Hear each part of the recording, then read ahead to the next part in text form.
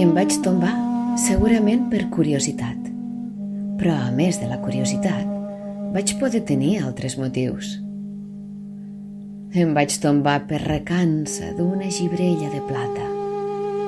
Per descuit, mentre encordava la corretja de la sandàlia.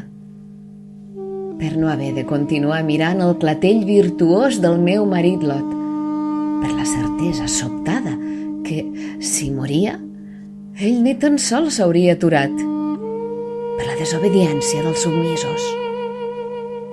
Em parà l'orella i sentí que ens empaitaven, sobtada, pel silenci, amb l'esperança que Déu s'havia repensat. Les nostres dues filles desapareixien ja darrere el cim del turó. Vaig notar el pes de la bellesa, de l'allunyament, de la vanitat d'una vida errant, de la somnolència. Em vaig tombar en deixar el farcell a terra. Em vaig tombar per la por de no saber on posar el peu. En el meu camí havien aparegut escurçons, aranyes, rates de camp i pollets de voltor. Allò ja no era ni bo ni dolent.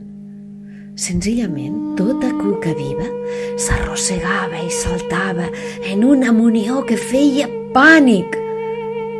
Em vaig tombar per una sensació de solitud, per la vergonya de fugir d'amagat, pel desig de cridar, de tornar. O potser tot just quan es va aixecar un vent que em va desfer els cabells i em va tirar la roba amunt.